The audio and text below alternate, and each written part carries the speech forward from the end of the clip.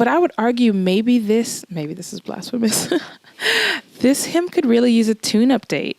I think the lyrics are excellent, and I would hope that this wouldn't get lost because the tune was a little unexciting.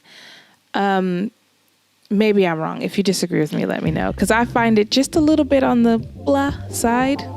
Here's a challenge to our listeners. Go write a new tune for this song.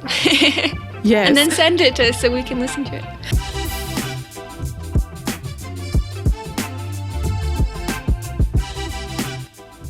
Hello and welcome back to another episode of Hymnpartial, the podcast where we talk all things church music. I'm Cara Devereaux. And I'm Monet Funke, and today we will be discussing a brand new hymn. At least it's brand new to me. We will be butchering the German language and of course getting some great encouragement about our God who provides. But first, if you haven't already, head over to hymnpartial.com and sign up for our free weekly newsletter. This allows us to keep in touch with you when the pesky algorithms of social media change for the millionth time. Plus, the weekly newsletter contains all sorts of fun bonus content, including exclusive videos that our subscribers get to see first.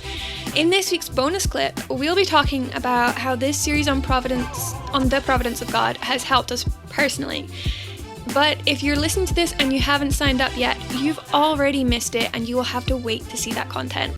So don't miss out next time. Go over to hymnpartial.com and sign up for our free weekly newsletter today. Today's hymn will be our last hymn in our Providence series, at least for now. And this is the first in Hymnpartial history. Today, I'm actually going to be talking about a hymn I've never sang before. Well, at least not before looking into the hymn for this episode.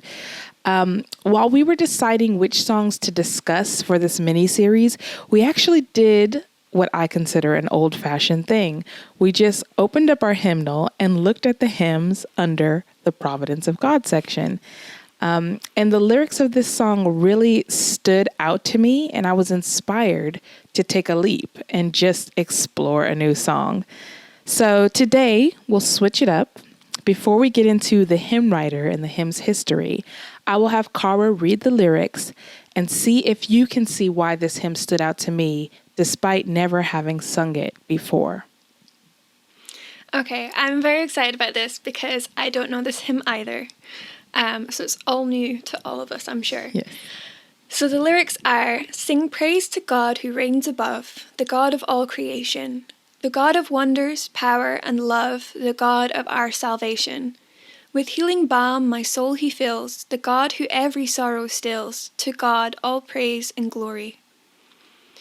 What God's almighty power hath made, his gracious mercy keepeth.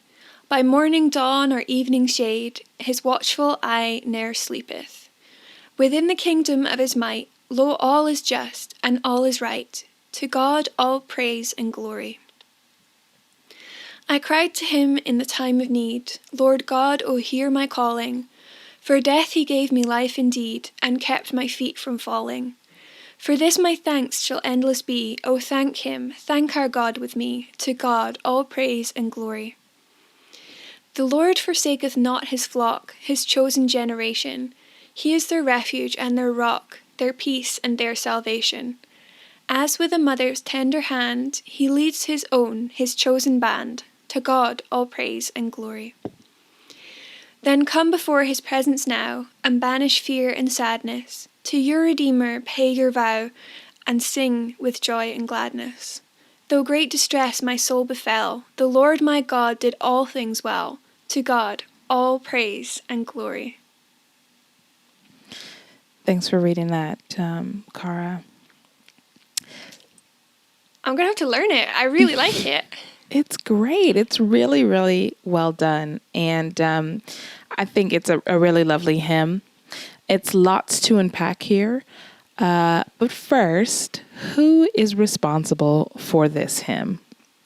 Well, a few people. The hymn was originally penned in German by Johann Jakob Schütz. He lived in the 17th century. He was born in Frankfurt, Germany. He was a lawyer specializing in civil law and canon law. I could not tell you what canon law is. Have you ever heard of canon law? It sounds... No, but I'm sure I could make up a very unhelpful Yes. definition of what that is. The point is that he was a learned man, and apparently he was good friends with P.J. Spinner, who was the founder of the University of Halle, and he was also the founder of Lutheran Pietism. Okay. So for those of you who don't know, and I didn't know before this, Lutheran Pietism was a movement within Lutheranism that combined its emphasis on biblical doctrine with an emphasis on individual piety and living like a very vigorous Christian life. So you won't be surprised to hear that our hymn writer was quite a pious man himself. But the story takes a turn. After his good friend Spinner left Frankfurt, Schütz fell under influence of another figure called Johann Wilhelm Petersen, who was another German theologian and a mystic. This is Sorry, that came out. Yeah. Yes, well, I'm sure Cara knows where I'm going with this, but this is significant because Petersen developed an independent form of spirituality that resulted in him living out the rest of his life as a separatist, detached from the church. Yeah, so our hymn writer unfortunately followed in these footsteps, and he died in Frankfurt at the tender age of 49, having no longer been a participant in the Lutheran services for several years. This is just a PSA in relation to this. People who are like this, stop it. Yeah. Find yourself a local church and love your local church. That's it. Yes. It's so interesting, too, because I think of this as like a hugely postmodern phenomenon to be such a separatist. But obviously it was happening as early as the 16th century, I'm sure, probably in various forms even before that. Yeah. So it is kind of a tendency for Christians to say things like, I love Christ, but not the church. Yeah. And it's Daniel always quotes somebody, and if you know who this quote is by, tell me. But it's like, no one can say that that God is his father without the church as his mother. And like, it's just that emphasis to say, like, you know, you can't have one with the other. Like you are born of these two things in terms of like, you know, your relationship to them. So anyways, I digress. It is a tendency of those who go down the more, the more mystic route and the more kind of like high church route. They tend to get this sort of thing about my religion is between God and me, and then it starts pushing the church out. It is a risk. Which, if you read Acts, it wasn't like that, guys. So our hymn writer is not the best example of finishing the race well, but we're grateful that before he died in 1675, he published a tract which included several of his hymns, the title of which, get ready, this is very difficult German. The title of this tract was Christliches Gedenkbuchlein zu Beförderung eines eingegangenen neuen Lebens. So if you're German, you might have understood most of that. This roughly means Christian memorial booklet on the demand of an incipient new life, or like the beginning of new life, which is a mouthful, but I think it speaks to that very pious kind of attitude he brought to Christianity, you know. Which is funny because the first word I heard was Christdelicious, and I was like, that's weird. Christliches Gedenkbuchlein, something like that. But Christ is delicious? No, we're not. I know, I was like, what is this? Some that feels sort of Catholic. Like Chick-fil-A flavor. Yeah. The hymn's original title was, here we go again, Sei Lob und dem höchsten Gut, which roughly translates to be praise and honor to the highest good. So it's been shorthanded to praise and thanksgiving, which is a lot easier to say. So, Cara, let the mockery begin. Here's the thing. How can I mock you when your poor German is better than my no German at all? I feel like I owe it to my husband and his family to try, even if I butcher it in the process, because I have to, get used to these sounds. So, anywho, this hymn has been translated to English at least 5 times by 5 different translators. So you might know it by several names. One name is All Glory to the Sovereign Good. Another is All Glory be to God Most High. All praise and thanks to God Most High. To God a joyful anthem raise. And lastly, our version, translated by Francis Cox in the 19th century, is Sing Praise to God Who Reigns Above. So do any of those ring a bell, Cara?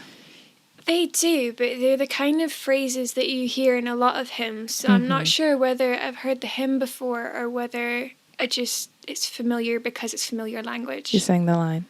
Well, if you guys listening have ever heard of any of those titles or have them in your hymnals, let us know. And even more so if you have a recording of them, that'd be really cool. I'm going to ask for that a few times in here because I think it's something that we need to be educated on as well. So yes, our version was translated by Frances Elizabeth Cox. She was one of these brilliant 19th century minds that set out to bring many hymns into the English language from Germany.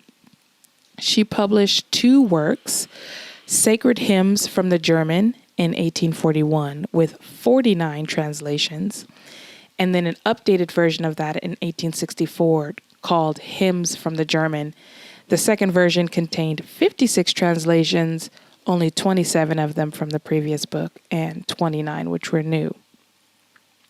The best known of her translations are other hymns called Jesus Lives, No Longer Thy Terrors Now, and Who Are These Like Stars Appearing? Still don't know either of those. Yeah, I don't know either.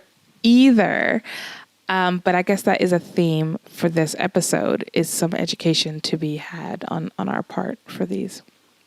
It's good though. It's nice when you discover something and then it leads to you finding other great songs that you would never have found otherwise. Yeah, it's true. It's very true. So the music for this hymn has kept its German name. It's called Mit Freuden zart, which translates to delicate with joy. Now, this tune actually predates the text of this hymn. It was published in Bohemian Brethren Hymnal in 1566. And I'll spare you the German pronunciation. So that's quite a lot beforehand, though, isn't it? Like, it's unusual with a lot of our hymn tunes. Yes. Often they come after. Yes, exactly. I find it interesting that despite the text of this hymn being written in German originally and translated into English many times, it still retained its older German tune from before it was even written. Now I listened to it and sung it a few times. The hymn tune is okay. It's easy to pick up, and I think it captures some of the joy that the hymn writer was wanting to convey. Obviously, again, the music came first. But I would argue maybe this is blasphemous. This hymn could really use a tune update. I think the lyrics are excellent, and I would hope that this wouldn't get lost because the tune was a little unexciting. Maybe I'm wrong. If you disagree with me, let me know, because I find it just a little bit on the blah side. Here's a challenge to our listeners. Go write a new tune for this song. Yes. And then send it to us so we can listen to it. Yes. And the meter is 8787887. So do with that what you will. Okay. Finally, the point of bringing up this song is to talk about God's providence. I say finally, there's still loads to go. So some of you might have picked up on why I chose this song, and on why I had to look more into it when Cara read the lyrics earlier. But let's take a deep dive. Now, because this was a translated hymn, there was some funny business when I looked up the exact lyrics of this song.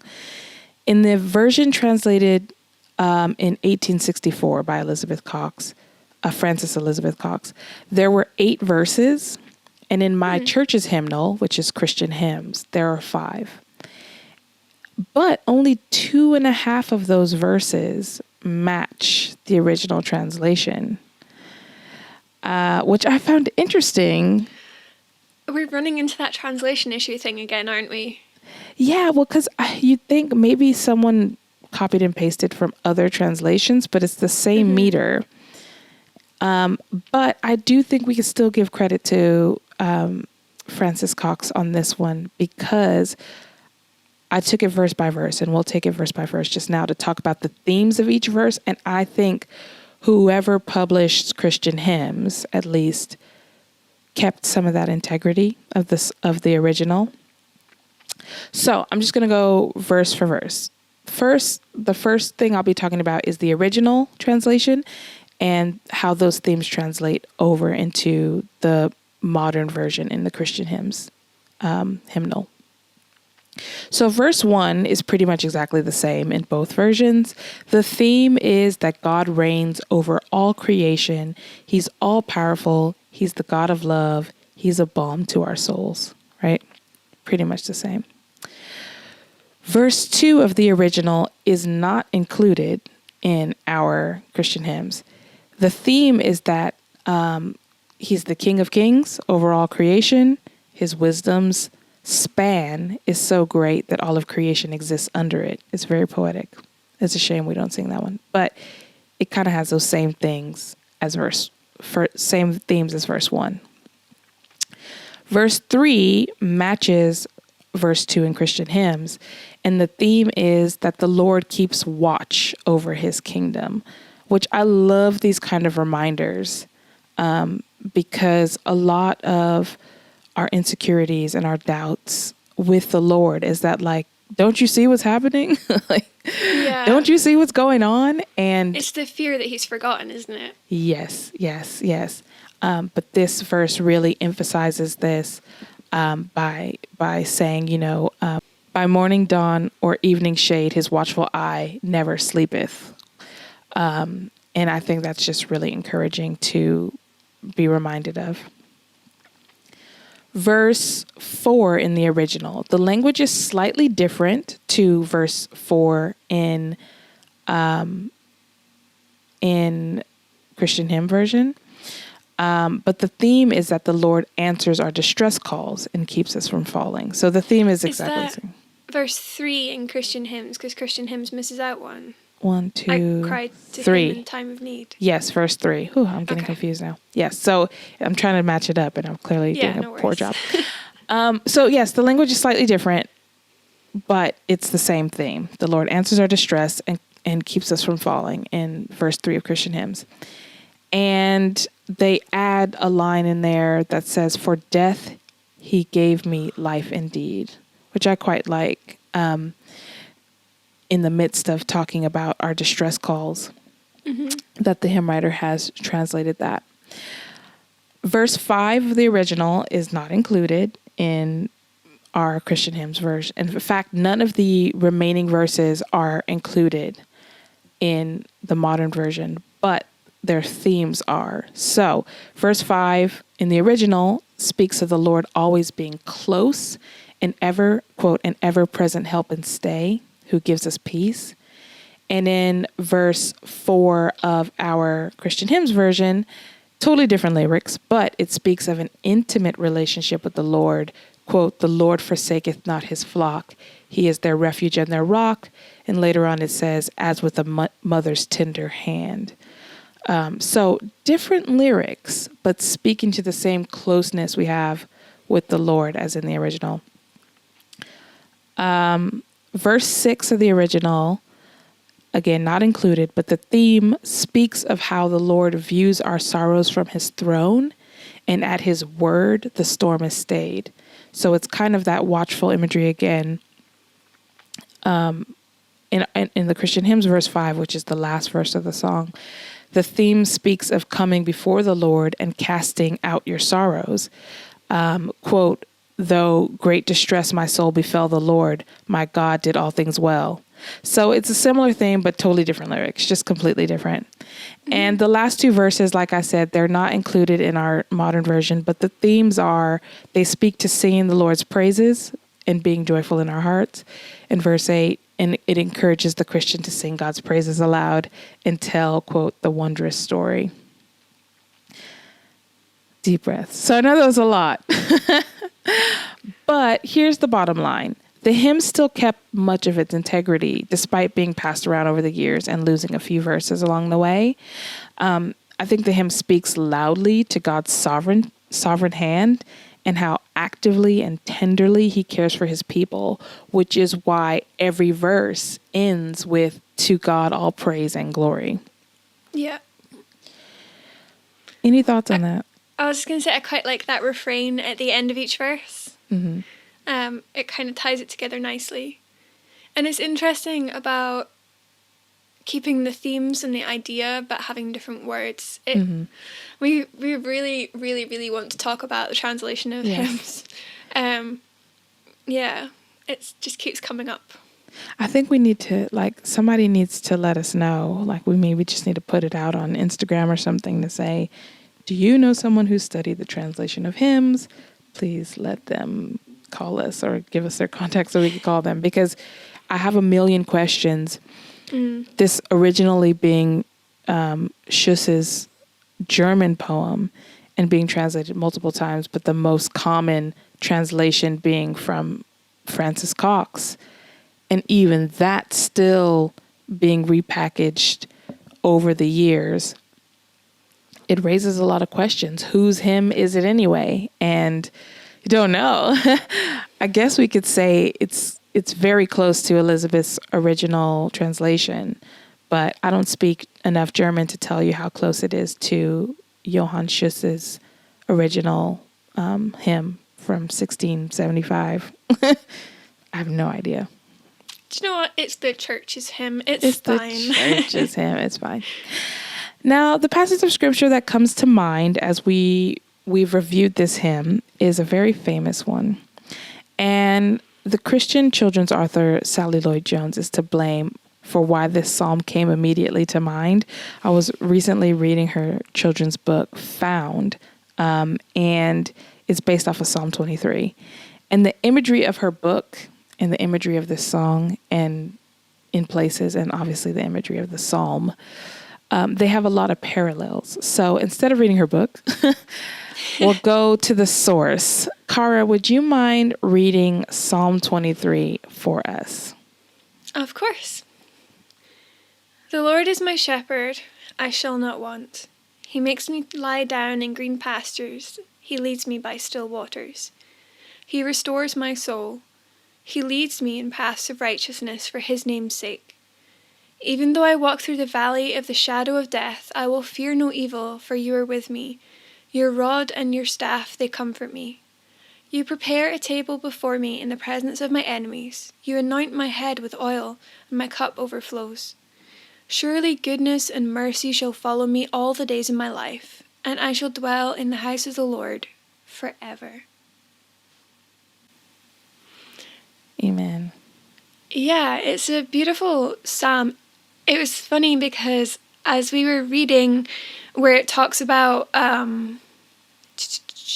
his watchful eye never sleepeth, and the thing about by morning dawn or evening shade, actually reminded me a little bit of Psalm 121. Yeah, it's the sun shall not strike you by day or the moon by night, and then it's like God who keeps Israel never slumbers or sleeps. Beautiful. Yeah, it's a really great psalm as well. Thanks, Monet. It's a really interesting hymn, and it just keeps raising all these translation questions that we have. But it's a beautiful hymn in its own right, and I'm really glad that you picked it and that you've shared with us, because I definitely want to learn it. and be singing it more. And I hope it's encouraged our listeners as well.